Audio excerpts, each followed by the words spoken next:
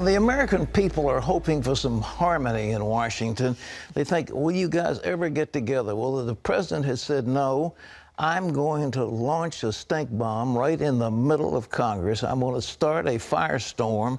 I'm going to, by executive action, legalize 5 million undocumented aliens who are in this country, and I'm going to give them citizenship or whatever, amnesty, and the Republicans are going to freak out. It's going to be really a battle royal. Why would he do this so closely on the heels of this election that made it clear everybody wants to see some harmony? Well, the president has looked at it this way. Number one, he says if I can alienate the Republicans from the Hispanic vote, I can accomplish something long term. That's number one.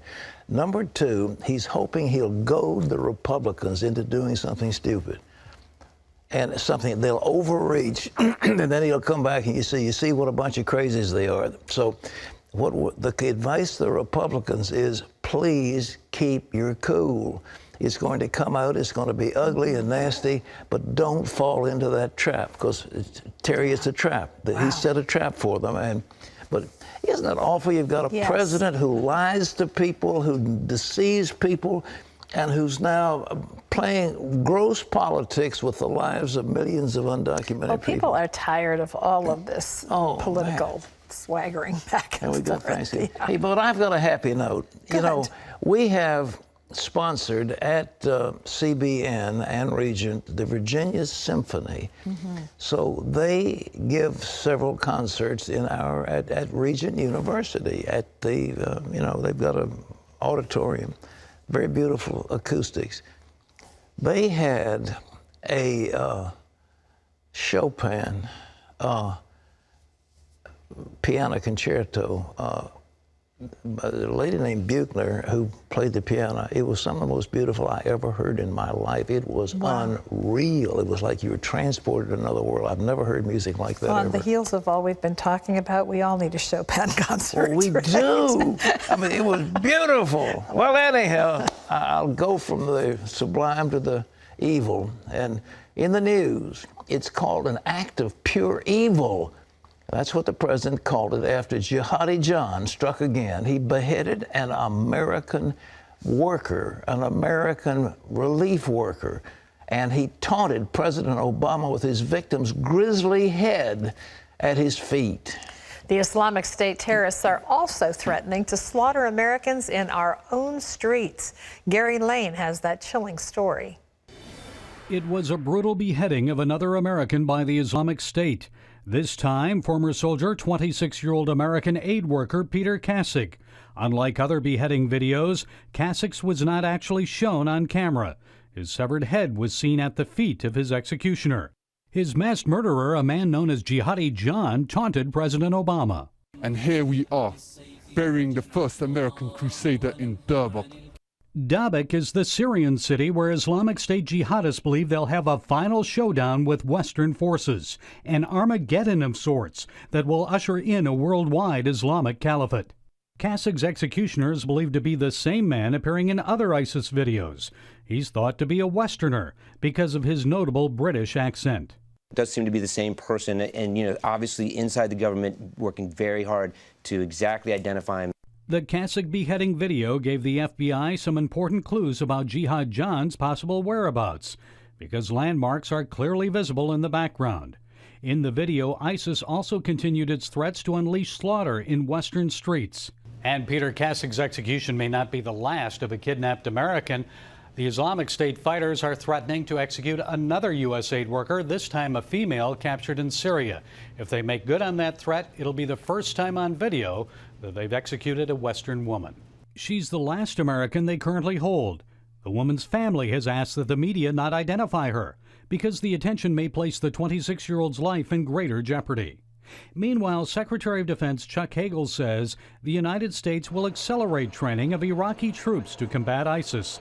U.S. Special Forces are now in Anbar province, leading the training effort.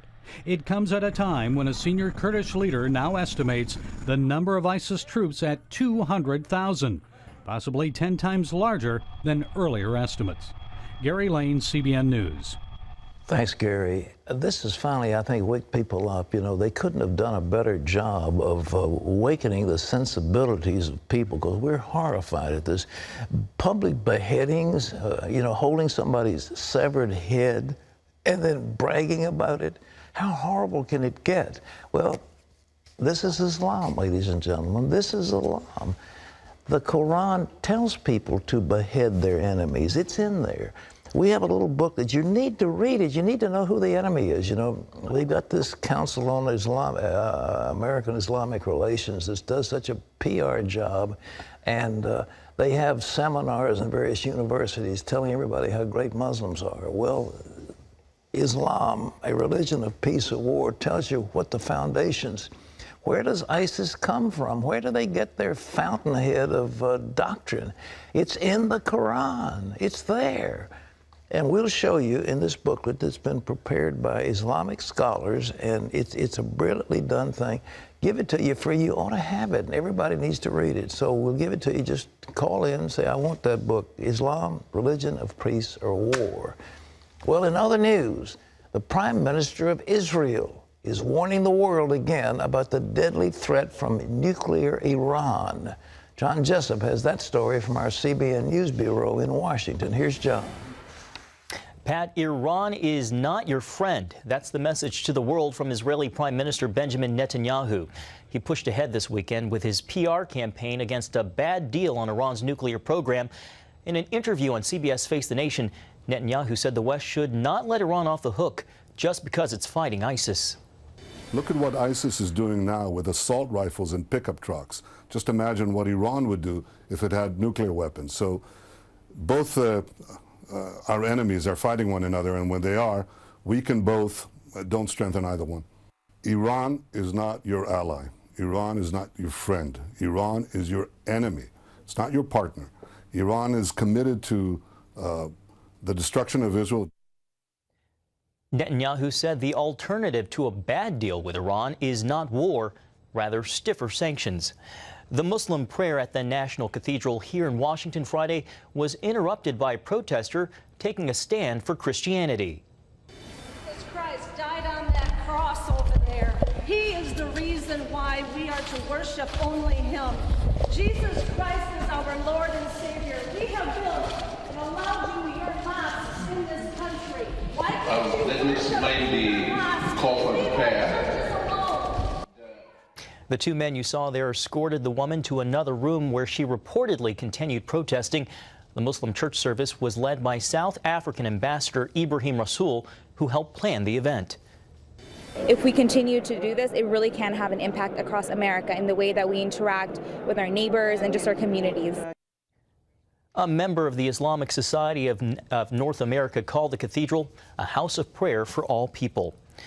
International leaders harshly condemned Russian President Vladimir Putin at the G20 summit in Australia this weekend over Russia's aggression in Ukraine.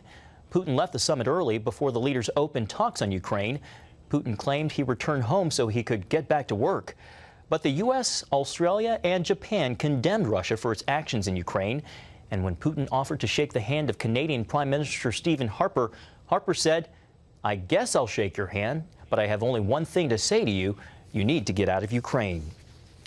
Here at home, an early blast of winter has a mean grip on much of the nation. The cold front stretches across the eastern Great Lakes, the Ohio and Tennessee valleys, and the eastern Gulf Coast today.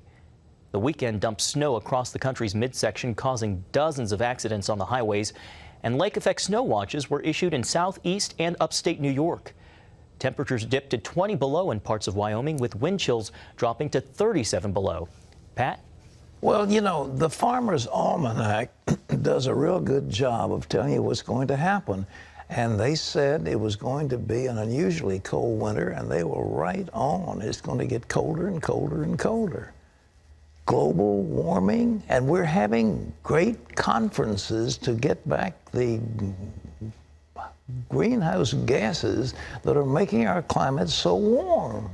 John? Well, you may hear Merry Christmas replaced with Happy Holidays or Season's Greetings, along with the removal of public nativity scenes. But isn't Christmas all about the birth of Jesus? Angela Zatopek caught up with Kirk Cameron on his new film, Saving Christmas, and talked about how the movie sheds light on the reason for the season. Christmas is only a few weeks away, with streets beginning to fill up with holiday decorations, shopping, and family events. Now, with all these distractions, it's easy to forget what is the true meaning of Christmas. I'm in New York City right now, catching up with Kirk Cameron on his latest film called Saving Christmas, bringing an important message to us that keeps the true meaning alive. I made Saving Christmas, one, because I love Christmas. I love everything about it. Some people are saying that Christmas is actually so infected with paganism that we shouldn't have Christmas trees or holly or mistletoe or any of that stuff. I want to make a movie that inspires maximum joy and celebration this Christmas. The movie follows a man named Christian who sees Christmas as a time for pointless shopping and useless traditions. Where's Christian? How's he doing? Is he okay? Oh, he's fine, really. He's just not into Christmas this year, that's all. When his Scrooge-like attitude begins to sour the party, Kirk's character decides to show Christian the true meaning of Christmas. Everything you see inside there, it's all about Christmas. It's all about Jesus. Kirk's main goal is to help tackle a lot of the controversial issues that are centered around Jesus Christ's birth. Aside from that, he's also hoping the film can help send another message. When we celebrate Christmas, it shouldn't be something private and tame. We need to not put too many religious and politically correct seatbelts on. The film provides the history behind our traditions, including the Christmas tree, St. Nicholas, gifts, and family get-togethers. And speaking of family, Kirk cast his real-life sister Bridget as one of the stars. A lot of people know my sister Candace from Full House and Dancing with the Stars recently. But I have three sisters, and my oldest of the three, Bridget, is making her debut performance. Saving Christmas will open in 400 select theaters across the country for 2 weeks only. For a link to find a theater near you, go to cbnnews.com. I'm Angela Zatopek, CBN News, Bryant Park, New York City. Pat, looks like a fun film with a timely message. Well, Kirk Cameron's a terrific guy, and he's done some wonderful work. And it was amazing that one film he did, they had a kissing scene, and he refused to kiss the actress who wasn't his wife, so they brought his wife as a stand-up. I mean, he's a guy. He's quite a guy. Okay. The president of Turkey says Muslim sailors came to America hundreds of years before Columbus. President Recep Erdogan told Muslim leaders from Latin America that Muslim sailors reached the American continent 314 years before Columbus in 1178. Erdogan said Columbus wrote about a mosque atop a hill on the coast of Cuba in his memoirs. But scholars dispute that claim in Columbus' writings. They say there's no archaeological evidence of Muslims living in the Americas before Columbus. Well, Superbook's Gizmo made a grand appearance recently at a major cultural event in Thailand. The Yipeng Festival is one of Thailand's most significant cultural events. This year, CBN participated in the festival by entering Gizmo in the Floating Lantern Contest. Gizmo appeared in the form of a 36-foot-high giant lantern made of 300 pieces of paper. So far in Thailand, more than 8,500 children have heard the gospel message through Superbook tours, camps, and other events, and through the weekly Superbook broadcast on TV. Well, to learn more about what CBN is doing around the world, log on to cbn.com/international.